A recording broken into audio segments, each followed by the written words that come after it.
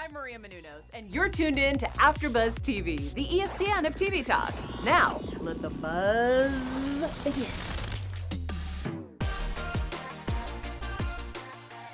Hey, AfterBuzzers, we are back talking about one of our favorite shows on Hulu right now, The Great. We're here for episode 4, Moscow with the Mule. Super excited, guys. I'm Tori, but I cannot be here with my lovely, amazing court. So we have Cody joining us today for this episode. How are you? I'm well. So glad. We also have Tatiana as well. Hello. Hello, how's it going? Great. So, of course, as you guys know, if you've been watching this series, there's so much packed in this episode, and we have so much to talk about. We have poison, killing, possibly Catherine rising to be empress. So there's so much to talk about. We also have a super fun special segment towards the end of the episode. My goodness. So definitely stick around for that. But before we jump into those topics, please share with me your overall thoughts of this episode. Cody, take it away. It gave me, what's the word, anxiety. I was very anxious the whole time because I was like, what's going to happen? And there was that whole thing. She had like a rash. I kept expecting that to like be a problem. But it was nerve-wracking the whole time. I was like, what's actually going to happen? So but I enjoyed it. I'm loving the show. Yeah, for sure. This one definitely gave me some anxiety. I feel like every show has me on like the edge of my seat, and they're always packing so much in. And I think that's something Hulu does really well. Like they always use the time of the episode to give you so much information. Yep. Tatiana, how did you feel with all these things being thrown at you in 55 minutes? I mean, I was definitely like, this was her moment to grab and like win everybody over, and she just totally choked. And so I was feeling for her, and I was like disappointed. I was like, no, now was the moment. And so it kind of gave me new insight on Catherine, that maybe she's still living in this fantasy world, but instead of with love, it's towards ruling a bunch of people.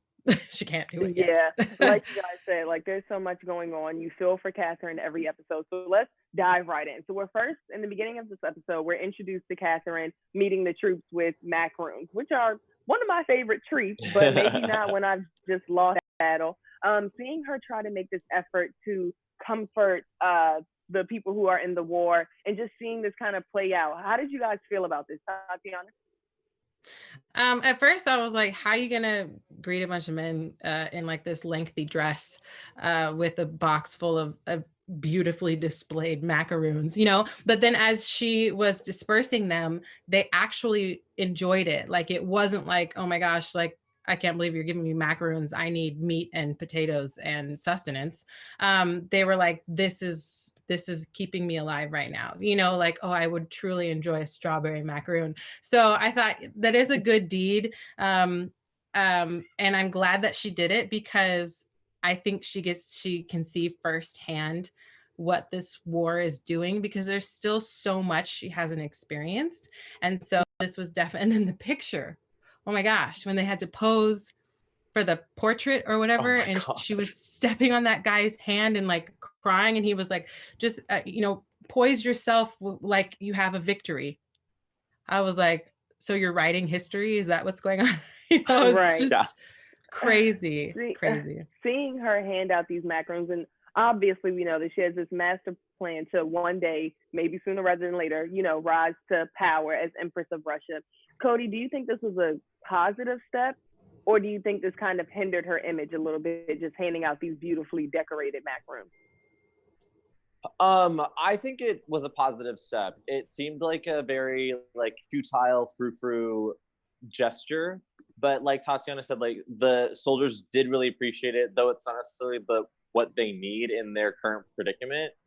Just to have that, like, those ladies did travel all the way out to them to bring them treats.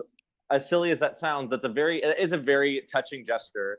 And to be sitting there bloodied and dirtied, and your friends are dying around you, this beautiful girl's like, here's a little snack. I mean, that is kind of a glimmer of hope at the end of a dark day. But yeah, it's kind of like, I guess I'm teetering on both ends of the seesaw here. But I do think it was a positive step. I think we see in this episode that Catherine has a lot to learn, and I think going to the battlefield and seeing this firsthand was a first step in educating herself on what's actually going on. And I do think the soldiers appreciated it, and I think it will be remembered.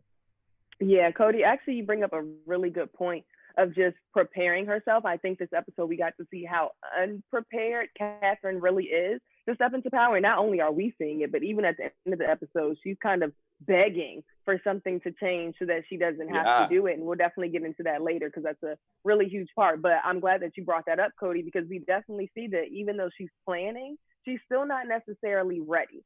And so that kind of brings us to our next point. Now, Catherine is planning this coup. She doesn't really have, all the moving pieces yet, but we slowly see it coming together. And then something comes in and kind of shakes it up. And everybody's like, what in the world is going on? So Gregor kind of gets at his wits end and decides that he's going to poison, right, honestly, decides that he's going to poison the emperor with some sort of like paint or fixing something, some black stuff that he decides to put into his food. I have to know how you guys felt. I mean, we definitely know that this marriage / friendship / godparent thing is very weird, but were you guys expecting him to take that drastic step to actually poison essentially his friend? Tatiana, were you surprised at all? No, I figured it was only a matter of time, and for Georgina to come back to their quarters with like bruises on her neck, which she was smiling at in the mirror. Like she was looking at it like, this is so weird, but she was loving these bruises and the bloody lip and all that kind of stuff. And for him to see it, I mean, that's his wife. That's the love of his life. And that's just one step too far. So I even wrote in my notes, I was like, how long does she think he's going to be okay with this? How long is she going to play this charade before he snaps? And then of course he poisoned him with arsenic. So he did snap. So it wasn't a surprise to me at all. Yeah. Cody, after seeing him put the arsenic in his food, okay, this all plays out. Do you think Gregor had any sort of remorse or really thought about the next step, or do you just think it was just a pure act of emotion and he didn't really know where it was going to go? I think a little bit of all of it. He definitely snapped. He definitely, to touch on that, Georgina is just a kinky gal. I think that's why she's, I mean, I know people like to be like roughed around, but like she was really into that. But with Gregor, you even after he puts it in the bowl, after he mixes it into his food, they go to walk away to play. He's like, let's go play right now. He's like, I think he instantly regretted it and was like, okay, we need to go and you need to not eat this food. He's like, don't bring the food. And then he's like, of course I'm gonna bring it. And he brings it and he eats. It's just like Gregor, the whole time Gregor was going back and forth to him whether he wanted to do it or not to do it, because then Peter gets sick. He goes into and then we see him in his chambers, and then Gregor tries to smother him. So it's like he was really, like you said, at wit's end, and he was teetering. Like he couldn't decide like if he needed, like I can't even like say what he was going through his head, because it was just like he couldn't decide if he needed to finish what he had started or just let it play out. I feel like he had like a moment of like, oh my gosh, I think I'm killing my best friend, when he was like looking at Peter, and then he saw those scratch marks on his chest, and he knew those were from his wife, and he was like, oh yeah, that's why I wanted to kill you. Exactly. And the only person that stops him from really, I guess, going through with it is his wife, Georgina. So she comes in and basically says like, listen, if this happens, our position in court is pretty much done. Like it's non-existent. We're not secure if Peter isn't around. I know it's not the most ideal. And for a second, I wasn't really sure if she wanted him around for both business and pleasure. She just wanted him around for business. Like Tatiana, what do you think her genuine reasoning behind wanting Peter to still be around was? I mean, she's a tricky little girl. She at first I thought she was concerned with her status, considering she's kind of put all of her eggs in one basket with that, and she was trying to keep him happy for the sake of like their marriage, for everything that they have. But then when she didn't want him to kill Peter, and then he was like, wait a minute, so this is what you want? And she was like, yes. But she meaning like she wanted Peter alive. Like there's some kind of pull that she has to Peter. I don't know why she's keeping Gregor there. Like I don't know. She's definitely not to be trusted, but she's playing both sides of the field. And I think something that Cody, you said the last episode is like she's kind of hungry for, like she envisions herself as wanting to be Empress and to be lead at Peter's side. And that's not something that is possible, is going to happen for her. So she's kind of just playing house. Yeah, it definitely looks like there's more to the story. And a part of me wonders if we're ever going to see exactly why Peter and Georgina have this like visual, like we can all see that there's a bond between the two. And I know that you were talking about the marriage, and I think I kind of want to know what happened, because obviously like divorce isn't really a thing. It's either one of you guys will die or you're stuck in this marriage type of thing. So I kind of wonder if like there was a history between Peter and Georgina, and then she was married off to Gregor, and that kind of like broke them up, and that's why she's really there. You know what I mean? Because I mean, all these marriages are business deals. Nobody really was marrying for love. It was like a bonus if you actually loved the person you were married to. So I was kind of wondering if like there's more to the story that we're not really getting because of the circumstances. I mean, Cody, what do you think is the connection between Georgina and Peter?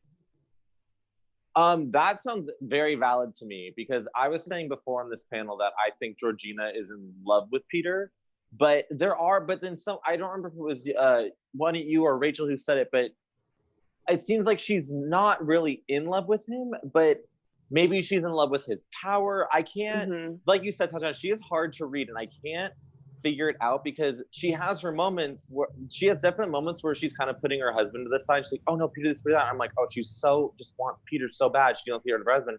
But then there are other moments where she's not there for Peter at all, and I'm just, Tori, I think your theory is very, very plausible. But I agree. There's something going on with her in that whole love triangle. Yeah. So even though this is kind of in Catherine's favor in a sense, it definitely speeds up her plan if Peter does, actually die. She was completely caught off guard. Her and her whole entourage was caught off guard with this whole thing. And we kind of see that her thoughts and dreams are starting to come to reality. Like there's a strong possibility that the next day she could be Empress of Russia. And we see that she has to meet in front of these very important men, and she definitely dropped the ball. Tatiana, how did you feel knowing that this was her moment and she folded?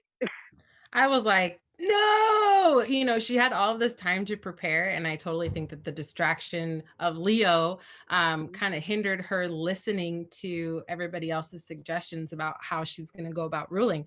Because I keep wanting to call him Olaf, but that's not his name. Orlo. Orlo. Thank you. I keep wanting to say Olaf. Orlo has been in the court for 10 years, so he kind of knows what's up. And he was right. Like, you can't just go in there and be like, this is how it's going to be. And she's not even Russian. Like, she doesn't know the Russian way. So she kind of has to marry what she wants to happen with the Russian way. And she wasn't listening. So she went in there with this, fantastical idea of, a place with no war, and they brought up really good points that she hadn't even thought of. And then I thought, like, she finally has a glimpse of how Peter feels when he's ruling and people expect him to just immediately know all of these things. And he has no idea. And so he kind of becomes like this bumbling idiot. And that's exactly what she turned into, because she was not prepared. And so it sucks because I'm like, this was your moment, and she just failed. So. Yeah. Cody, now later in that day, we're still dealing with Peter on his deathbed, but the aunt actually comes up to Catherine and asks her at first if she's the one that poisoned him, but then, goes back to that moment where she kind of fumbled. It was like, of course, it couldn't have been you because you weren't even prepared to speak. So Cody, do you think that even though she dropped the ball and it was kind of like a defeat to her, do you think this kind of helped her because now no one will ever suspect that she's trying to kill Peter? Can you rephrase that question? Yes. So even though she completely fumbled her speaking arrangement, like just bombed it, didn't know her words, didn't know what she was going to say. Even though that happened, of course, Catherine was defeated because that was her moment that she had been waiting for. The aunt comes up to her and basically says that there's no way that she could have killed Peter or poison Peter because of how unprepared she was previously in that day. So even though this was a personal defeat to Catherine, do you think that this kind of helped her in the long run? I think so. I think that was actually, it's funny because it sucked, and it was kind of like my stomach dropped when she was just fumbling left and right, saying all, like, putting so many feet in her mouth with all those men in the room. But it helped that Elizabeth was there and saw it and said that she was clearly unprepared, because it gives her that edge of, like, people aren't going to give her enough credit for being smart. So underestimating her is an advantage to her that I think she used in that moment. She was like, oh yes, absolutely, I was ill prepared. And Elizabeth, the aunt, has been in the court as long as Orlo. And I almost did it too. And Orlo, and I think that she's not like one of the gossipy ladies, but she definitely has pull, and I think it has been helpful. I mean, we'll get to it, but she had made her own moves towards the end of the episode. Yeah. Yes, exactly. And of course that is, and she goes, "You're welcome." Yeah. So exactly. Elizabeth is on her side. Perfect segue to our next point. So even though Peter is possibly on his deathbed, like, we don't really know what's gonna happen just yet, there is another person who is technically in line for the throne. Now let's kind of backtrack before we get to Ivan.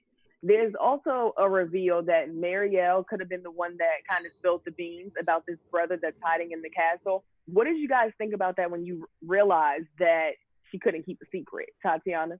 I mean, I thought it was harmless. I still trust Marielle. I think it's just the relationship that she has with Archie, I think is like a blood bond. I mean, it is.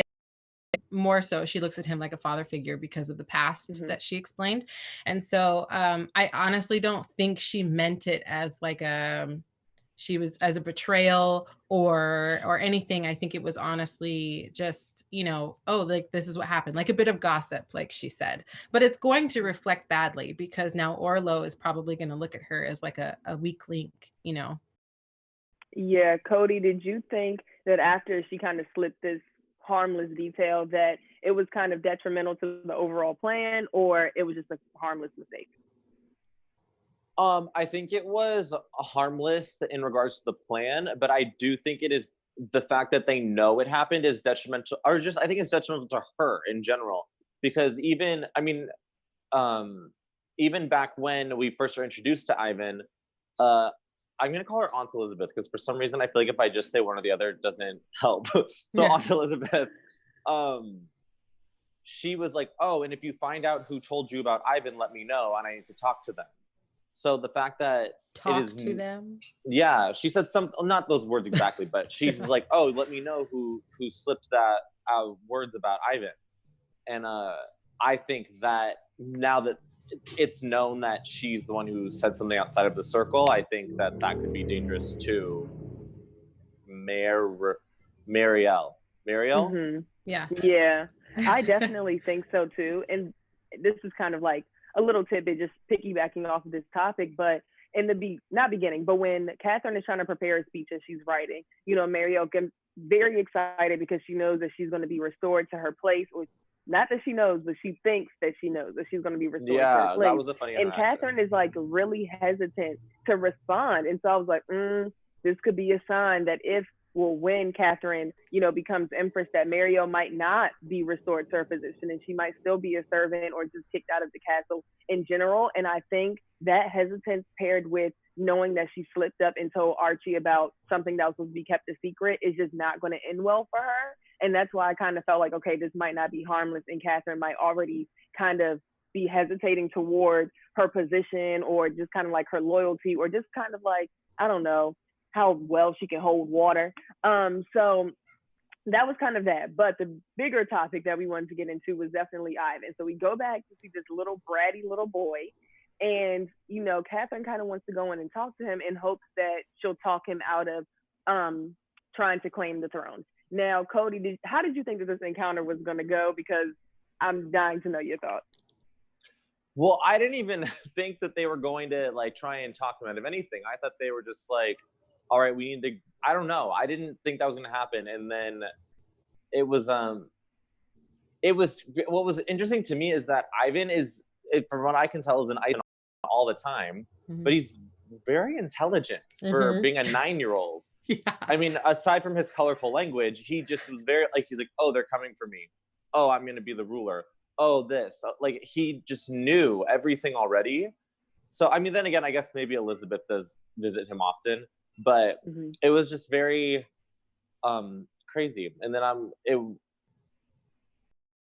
mean, we knew Ivan was going to be a complication the moment we were even told about him. So it did. And then when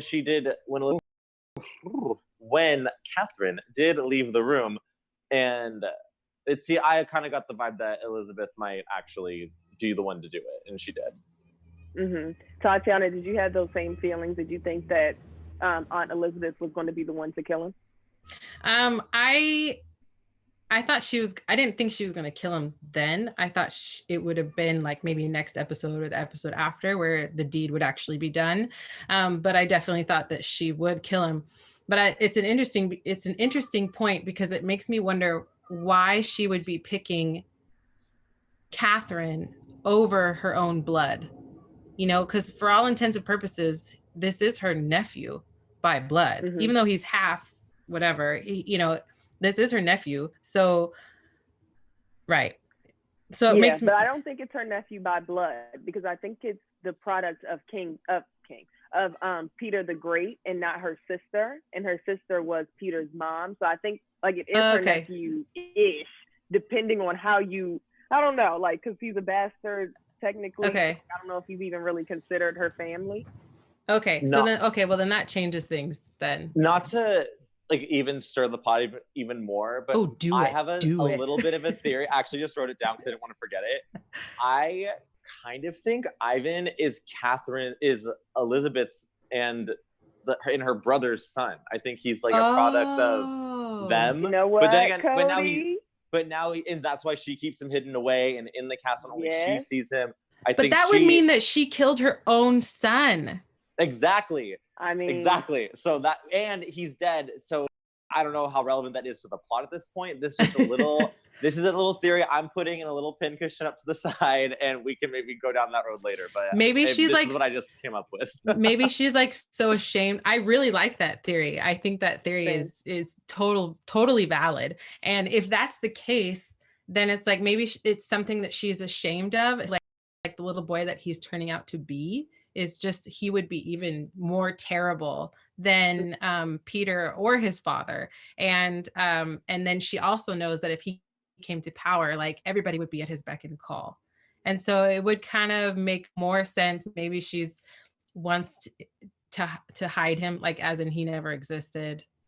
And that's why she also wanted to kill him, because I don't believe it's just all for being on the side of Catherine, even though I think she believes Catherine and she's Catherine's greatest ally. I don't think she was ready to like spill blood for her, I agree. And Cody, actually, I have as well, just because of the way they were kind of playing up, the aunt just kind of fantasizing over Peter the Great, so he's not there, and just like her revealing that they did have a thing going on. I was like, when we first were introduced to the boy, I definitely thought that was his mom. I mean, it just kind of it just seemed like it made sense for that to happen. But then again, like you guys said in this episode, I was like, wait a minute. Okay, great, you could be ashamed, but killing your own son just seems very brutal, especially because, like you guys said, like her and Catherine don't really have a bond to where I would think that she would just get rid of her own son in order to see Catherine win, especially when her own son is technically up for the throne as well. And I'm not sure if she thought that maybe by her killing him was kind of protecting him, because I'm not sure, because I feel like Ivan had his own supporters, even though nobody ever saw him. They never knew. They probably didn't even know how old he was, but he still had a group of supporters behind him, and he might have had a good fight towards power. But maybe she thought that maybe somebody else would try to kill him instead. I don't know. It was weird. I'm definitely on you guys' side, because I was like, I just still feel like that is his mama. I still feel like that. But now, I mean, I think we'll still know in the series. Like, I think they're definitely going to reveal, but how did you guys feel when they bring him in and he's obviously dead at this point, and she says, "You're welcome," so boldly, like in front of everyone? Catherine, Peter is still kind of like asleep, so he doesn't really hear just yet. But I think, if I'm not mistaken, I think Archibald is in the room, Catherine's in the room, Marielle is in the room, and I think maybe one other person, I'm not sure. But I wasn't expecting her to just say it so boldly and just kind of like confess in that moment that she had done it. Was anybody else surprised that she did that? Tatiana, were you kind of taken aback? Yeah, especially because Velimontov, I think is his name. He's the general, the head of the army. He was in the room, and so neither of them knew that Archie and Velimontov didn't know that Ivan was even on the premises. Like they're searching, but they have nobody has any idea. So first of all, to find Ivan, for the aunt to bring Ivan in, and then for his throat to be slit and her to be like, "You're welcome." I feel like, isn't this treason? Wouldn't this be considered treason? Because if Peter dies, then Ivan's next and they kill him. So like, but she's part of the family. So does that give her immunity?